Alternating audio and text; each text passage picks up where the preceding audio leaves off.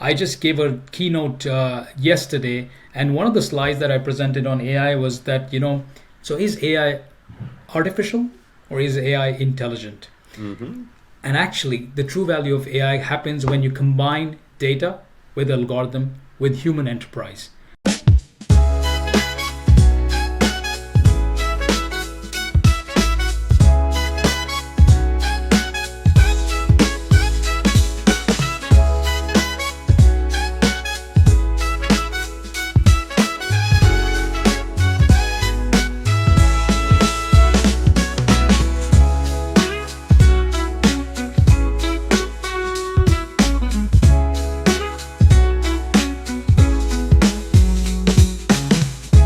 Hello and welcome again to the Now Gen podcast. Today we have a very interesting topic that many of you listeners have asked us to touch base on, and is the navigating the natural or the cultural differences in digital transformation and global branding. And this now that it's just every market touching every platform and every language is just being a nonsense. It's different, and it's something that brands are not getting how to deal with, right?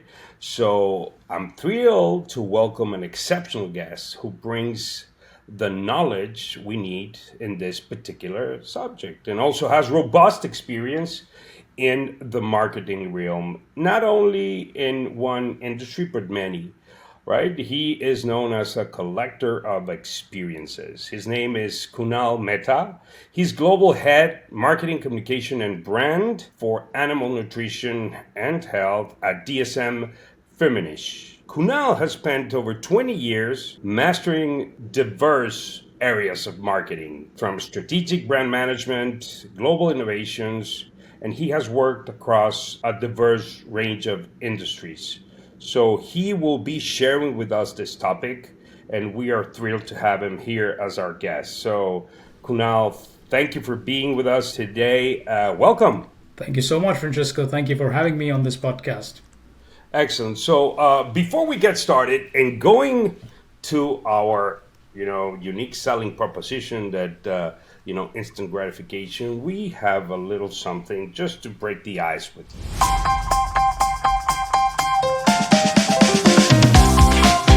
We have what is called the Now Challenge. What does that mean? Okay. What exactly does that mean? It means that I'm going to ask you certain questions out of the blue. Okay. You can tell me the answers, and by the end of our podcast, the one-to-one team is going to be preparing a key visual that you are going to tell us if we pass the Now Challenge or not. Nice. Right? So Very interesting. something Let's go simple for it. and it's not sophisticated. So are you ready for playing along? I am. Indeed. Okay. So it's a simple answer, just whatever pops into your head. That's Okay. the whole thing, right? So first job. Retail. Okay. If you were not a marketing professional, what would you be? A writer. What's your hidden talent? Dancing. Guilty pleasure. Social media. Okay. Personal hero. Ooh. Mahatma Gandhi. Favorite brand?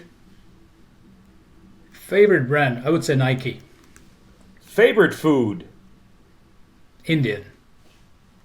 Favorite TV series? The Big Bang Theory. Perfect. Well, thank you so much. Now the Thank team you. is going to be cooking some key visual, hoping to meet that wow that we're always trying to get, right? So thank you. Okay, so before we start and dig deep into the subject, why don't you tell our audience your background? So can you share a little bit about your career and how did you ended up to be where you're at today? Yeah, thanks. And I think you gave a bit of a flavor to that. So 20 years in the world of marketing communication. I worked across different industries, different categories, B2C, B2B. Over the years, I worked with companies like dsm-firmenich, of course, Nestle, Britannia, Urban Brands. I'm originally from India. I spent before dsm-firmenich, I was with Nestle for 8 years. In my last role, I was heading innovations for KitKat globally. So I've done retail sales, food, and now feed, animal feed. So very, very different industries. And I love marketing. I'm very passionate about brand building. And therefore, I'm really keen to discuss with you what you have in mind, your questions, because this is something I really enjoy talking about.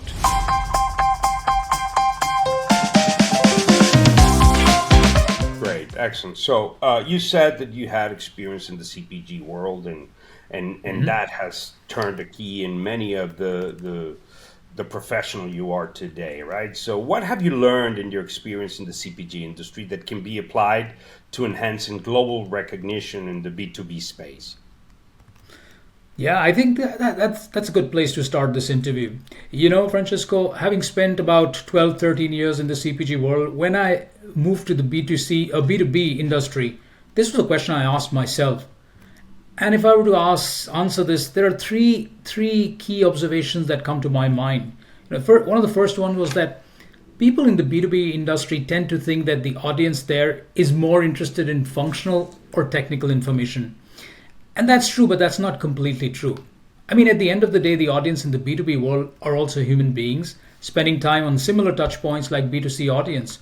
And therefore, one missing element or one critical element is emotions or emotional communication. I think this is one observation that CPG companies do really well. How do you bring that emotional aspect into the advertising, marketing, into the B2B world? That's one thing that I kind of brought as a learning. The second thing is that the power of consistency in brand building. You know, in the CPG world, this is what makes some of the brands so unique, so strong over the years, whether it's the swoosh of the Nike or the specially designed bottle of Coca-Cola, or even KitKat, the brand I had a chance to work for many years. You know, the line "Have a break, have a KitKat" has been there since the last almost 70 years. Marketers can come and go, and there's one thing that you cannot touch, which is this tagline and the positioning of KitKat around breaks. And that's why today you can ask anyone in any part of the world, and you just need to say the first line, "Have a break," and the second line, people will be able to say that. That's the power of consistency. And I think that's the other thing I brought back as a learning from the CPG world. And my third observation and third thing was the tone of voice. You know, every brand has its own tone of voice, but you have to define it. What does that mean? What's the style? What's the persona? What's the tonality you want to take? The emotion. A lot of times B2B brands don't define that, and all of them start looking very similar. So this is the other thing I would say, that have a clear tone of voice and then ensure that every touch point is using the same tone of voice. So these would be my three observations. Oh, and piggybacking in that last comment that you say in that difference, I mean the cultural differences that that customers have and that brands have to cope with. How do you make? Do you think that they participate in the marketing strategies when you're launching a brand? Oh, you mean consumers? Yeah, consumers. So, for Yeah. example, you were saying that taking a break thing. How does that Yeah. translate when you're trying to go in a global market and you have difference in culture? Do you have like a specific example of how would that affect? Yeah, I think this is a very relevant question, because I've had the chance to be on in local markets where you're working on a brand at a local level, and then shifting gears and then working on a global level, and this is something that I saw, I witnessed, and experienced. So, I would say, Francisco, that every time you're unlocking any dimension of marketing, you have to think this through all the cultural and regional differences, especially if you're going to scale it up at a global level. This is something you have to be very careful with. Let's say that you're coming up with a new brand name. You need to, be sure that the name, first of all, should be protectable and trademarked across all markets. You want to own it. Secondly, it should not mean something wrong, should not have a wrong connotation in any market. And then third of all, what about its pronunciation? Can it be pronounced easily in all the markets? Because the hope is that if when you're launching something at a global level, it will travel to all the markets. And there are language differences, as you're well aware of. So you need to think this through. This is an important aspect when you're planning any sort of launch for a global brand. Same goes when you're doing a global communication campaign. Are you being representative of all the markets? Are you being inclusive of all the markets? Is there something in your communication that could hurt someone, offend any culture or community? These are the sort of questions that you try and address to the best of your ability. Let's talk about launches, product launches, innovations. When you're launching a flavor of any variant, are you thinking about whether this flavor would work in all the markets or not? And if it's only few markets, how do you allocate the sales percentage? So these are some of the things that you have to always address. Let's continue using KitKat as an example to make this very tangible for your audience, because that's the brand I worked on. Do you know how many flavors KitKat has launched in Japan over the years? You want to take a guess on that? Maybe, I don't know, 20? Over the years, they have launched 300 flavors in KitKat. 300. Wow. Now, a brand of the size of KitKat, would it be able to launch these number of flavors in the other markets? It possibly could have. Did they do that? Absolutely not. Simply because, there are flavors in Japan that could only work in that market. Flavors like soy sauce KitKat, red kidney bean KitKat, sake KitKat. It sounds very exotic, but I know that it would not work in other markets. So we did not take it to the other markets. And this is all about understanding what works in a local market. Which are the ones. On the other hand, there is a KitKat flavor called matcha or green tea, and we realized that this has traction in many markets. So it started in one market, but then it got scaled up to many different markets. So this is just an example of how it works. And the beautiful story of KitKat in Japan is it's not just the flavors. The word KitKat in the Japanese language sounds similar to Kitto-kato, which means that may you win or you will surely win. And as a result, this brand is gifted in that country when students are going for exams, when people are going for job interviews. So it goes back to the first question. There is an emotional connection behind this. Only when you understand this, you can do your marketing in the right way. So this is important. And I think, I would like to probably close my answer by saying that if you're a global marketer, whatever you do, you have to be culturally informed, contextually appropriate, and socially in accordance with the norms of the society of the country that you're doing your marketing in. That's very important. Yeah, I completely agree. And you were bringing up a point that across, cultural differences make a difference when engaging into the market. And also another portion of it, which is part of the topic today, is digital transformation. So I would ask you, has your view in brand communications has changed with all these digital transformations, the now generation, the instant gratification generation is now living? Does that have brought a difference in the way you bring brand communication? It sure has. It definitely has. When I started my career, the key medium to advertise was either television or print. So when you would be planning a campaign, social media was still forming its roots. So when you were planning a campaign, you would just think TV first. You would create a piece of creative, a 30-seconder or a 60-seconder, and run with it for 3 to 6 months. And now with the digital transformation that's taken place, it's all about churning content almost on a daily basis. It's all about agility and speed.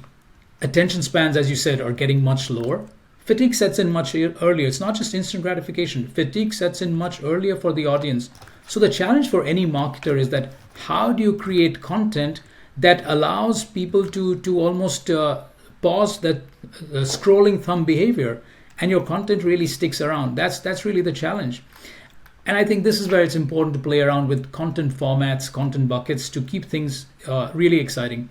And I say this to my team as well. Every year when we're doing our annual marketing strategy, when we're putting our calendar together, are we thinking about these different content formats, these different content buckets when we're putting our organic and our content calendar? Because it's important to keep the content fresh, with the now gen. Otherwise, it doesn't take long for them to feel and get bored. And the other thing is that unlike the earlier years, you take one piece of creative, a television commercial, and just run with it. Now the content also has to be repurposed based on the touch point. What I do on Instagram would be very different with what I do on LinkedIn, with what I do on TikTok. The same content cannot work. So how do you make and repurpose your content? The message, the value proposition has to be very consistent, but yet the execution dynamics have to be extremely different. So it's a very exciting time to be a marketer, but it's also a very challenging time to be a marketer. This episode is brought to you by One-to-One, the fastest day-to-day design and content studio. For more than 17 years, One-to-One has been their premier partner for many Fortune 500 companies, proving that tight deadlines shouldn't be a hassle. And do you see, from your experience, any trends to deal with this rapid changes and instant gratification, specifically for the business-to-business market? Well, in the B2B world, we are way or far away from the consumer, right? Because we have many players in the middle. And yet, what we see now is that every demand that the consumer is putting has implications on all of us in the value chain, including us. Unlike the earlier years where the player so far off in the value chain would not get affected by what the consumer is asking for. But now every demand, every trend that the consumer is placing has clear implication. And what's happened is in the B2B world is that there are also a number of other influences in the ecosystem, in the value chain. So we need to pay attention to what the regulatory bodies are saying. We need to pay attention to our investor community, the academia, and of course, be mindful of all the mega trends that are emerging in society. So this all put together is what we have to be on top of. Only then we can do marketing that's up to speed and that's relevant for our audience. So the game has changed, and it's changed very fast. So I would say that that's what we're trying to be mindful of. And do you recommend, so for example, in the B2B, do you think the AI is going to play a role in the future in order to make a targeted audience? 100%. In fact, it's 100%. Absolutely. I mean, there is no marketer who can escape the pace of AI, the way in which AI is coming to their world. In fact, I can say that by the time we finish this recording, there would be at least a few more AI players who would have come and entered the market, a few more tools that would have come up. So you have to be up to speed. So yes, every industry has to embrace it.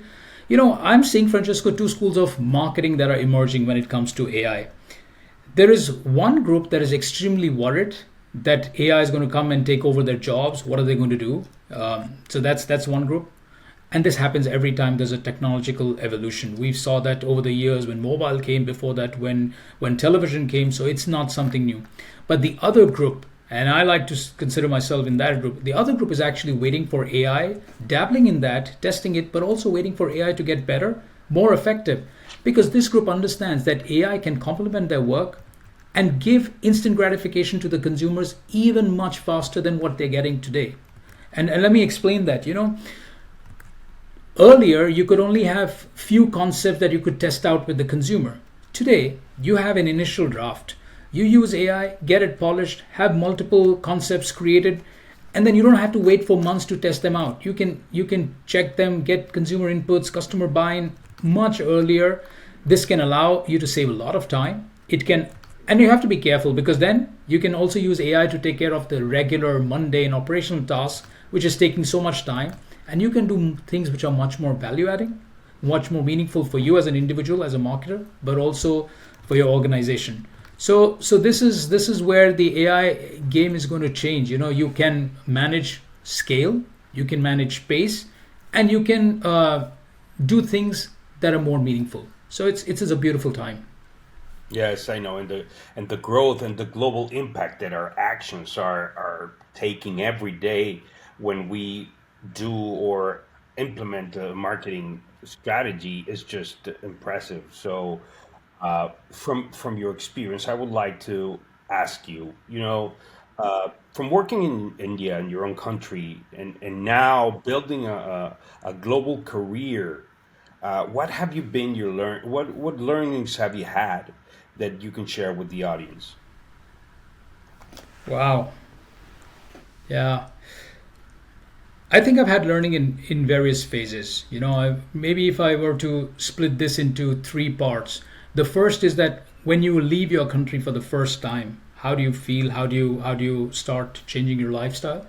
The second is potentially a learning as a manager when you become a manager in a global organization, and probably the third is learning as a leader. Let me try and share my perspective on all three. When you leave your country and you come to another country for the first time, of course you're getting used to various things in terms of the lifestyle of how things work, but also there is this sort of mindset of, will I succeed in a global place?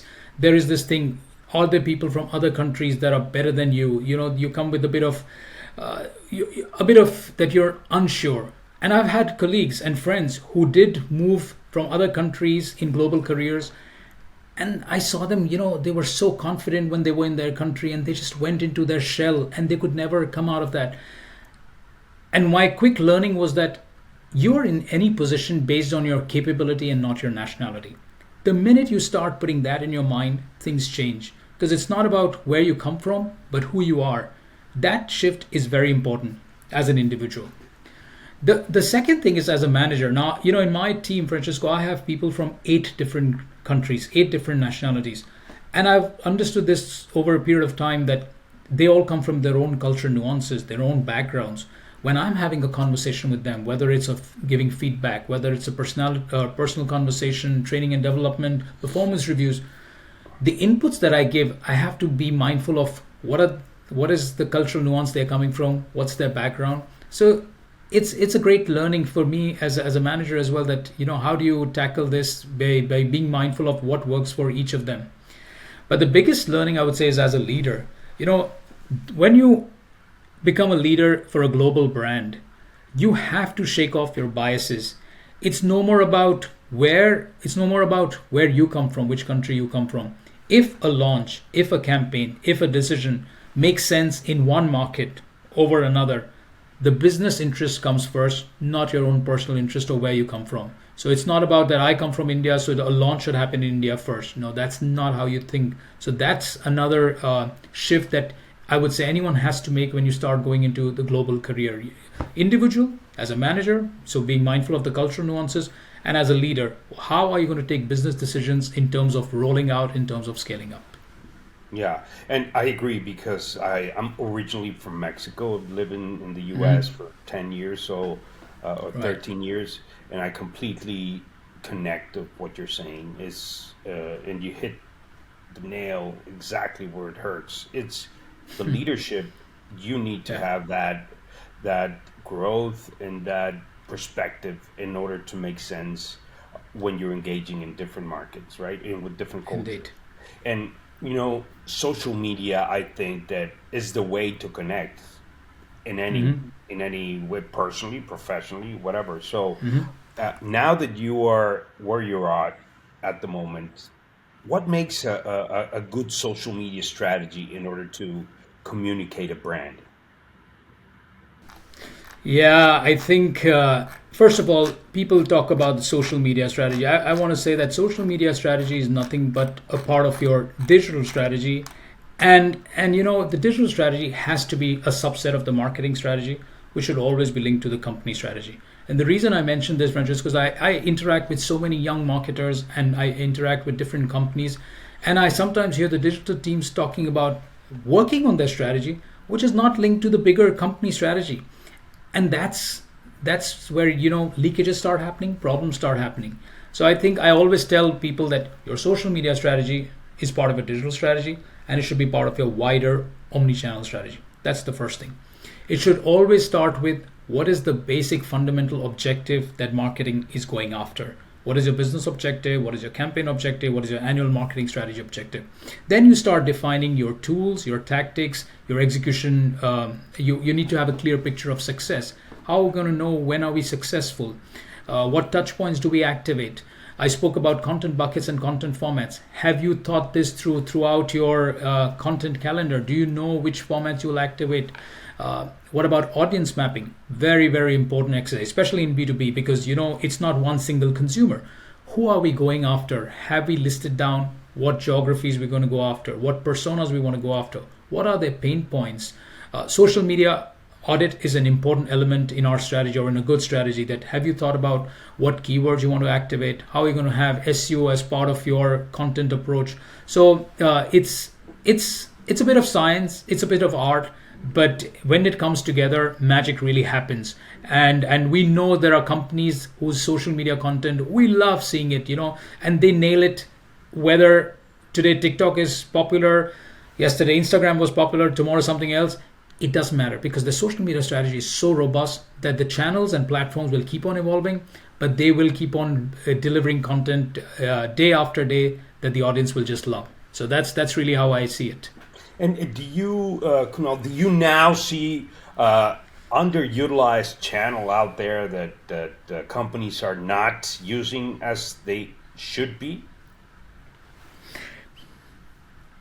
I think so, yes. Look, even though the proliferation of all these platforms has happened, digital transformation has happened, but it's not that suddenly budgets have opened up for companies. Every marketer is always fighting for every dollar. Budgets are always going to be tight. I think one underutilized channel or touch point, I would say, is email marketing. Now, people listening to this would just think, why am I saying email marketing? It's one of the most so-called boring touch points. It's not the fancy ones that marketers like. But first of all, it's your own asset. It's free. You can use simple automation tools to get content out on a very consistent basis. You can measure success. You know how many people are opening your emails, how many people are clicking and coming to your website. So the analytics part is also there. So I always say that, always have something which you can own, which is your own thing, which you can measure. So email marketing is a very underutilized tactic. Of course, we all hear about newsletters, but how many companies are really using newsletters in an effective way? That's my probably one underutilized touch point that marketers should think of. Great.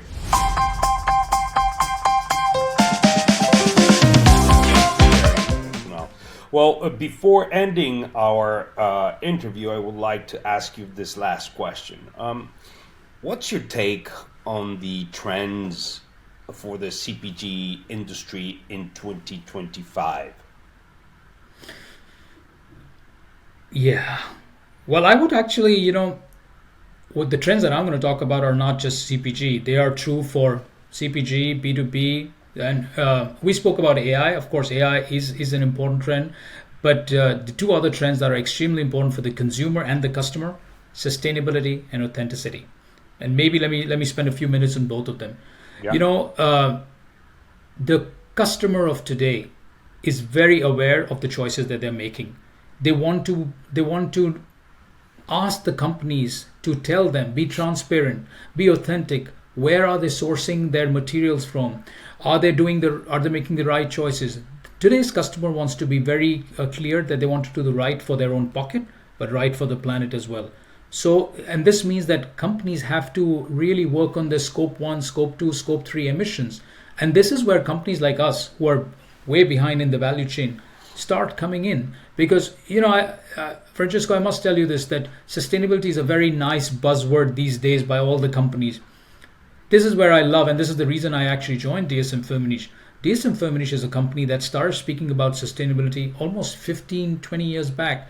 Our former chairman, he said that companies can do good and do well. The and is very important, which means you can drive profits and you can do what's right for the planet. And now sustainability is in the DNA of this company. Every innovation, every launch that we do, sustainability is the starting point. We have a product, a feed additive product called Bovaer in our animal nutrition world, which when it's fed in the diet of the cows, it can reduce the methane emissions of cows by at least 30%.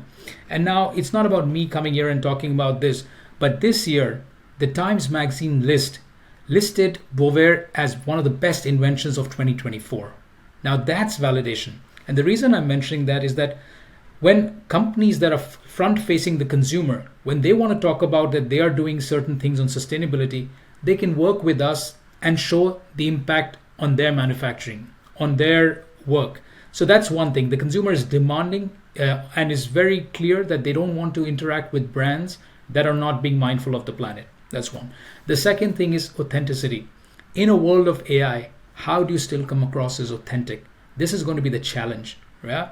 Because there is a bit of intimacy that makes brands close to consumers, right? And the minute you bring AI, consumers feel that maybe this brand doesn't understand me. It's not even listening to me. How do you ensure that you use AI to drive efficiencies and you don't lose the authenticity with your consumers, with your customers? To me, these are the things. And if you think about it, these are timeless. It's not about 2025. We can have this conversation 5 years later and probably my answer would be the same.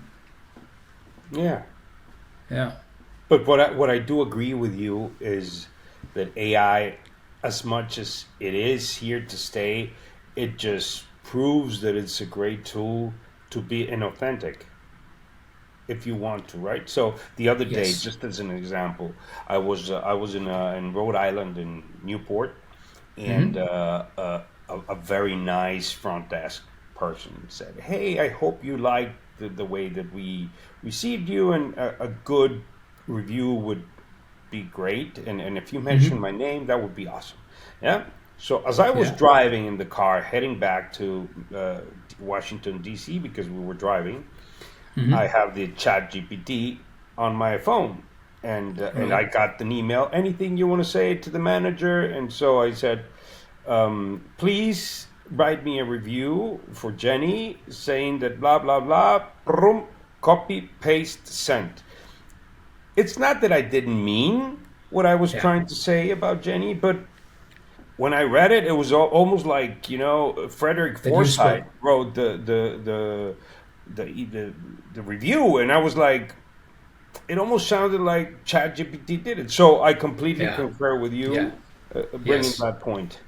Yes, and maybe to close this, because this is a very nice example you give. I just gave a keynote yesterday, and one of the slides that I presented on AI was that, so is AI artificial or is AI intelligent? Hmm. And actually, the true value of AI happens when you combine data with algorithm with human enterprise. This magical combination is what leads to the authentic results, because like you said, you want, even when you're writing that email, you want it to feel as if Francisco wrote it. It's from his heart. It's how he would have sounded.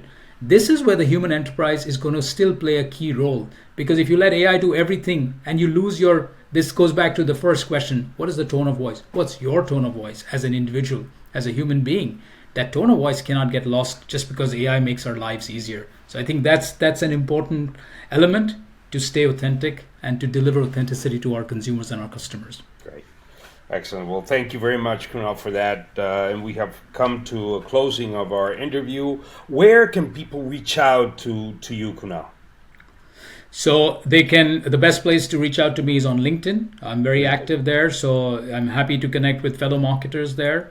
Okay. And yeah, if someone wants to see what I do and the life I live now, leaving my country and living in Switzerland, they can also follow me on Instagram. But yeah, these are two places. Oh, excellent. What's the Instagram? Do you have that in the LinkedIn channel?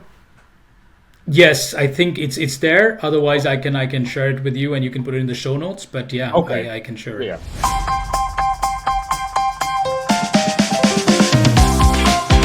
Please do. Excellent. So, thank you for that. So now we have to show you the now challenge, and you're going to tell us if we did right, if we passed the challenge or not. Oh, look at this wonderful shoe that you've put together based on what I said. Very interesting. And look, this is the power of, it goes back to the conversations we had, the pace, the agility, listening and delivering what the customer wants.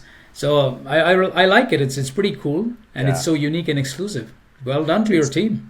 No, it's a way of saying thank you for participating. It's a good thing that we passed the challenge, and we will send this to you so you can have it there. And it's a reminder of how important it is to meet the instant gratification era and how we're facing it. Indeed. Indeed. Thank you so much for having me. I really enjoyed our conversation and this interaction, and I hope your audience enjoys it as much.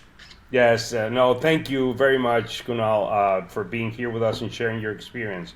And for the rest of the listeners here, thank you for joining us in this podcast, and we spoke to Kunal Mehta. He is the global head marketing, communication, and brand for animal nutrition and health at dsm-firmenich. Thank you very much for joining us, and staying tuned for the next episode. Thank you. Bye.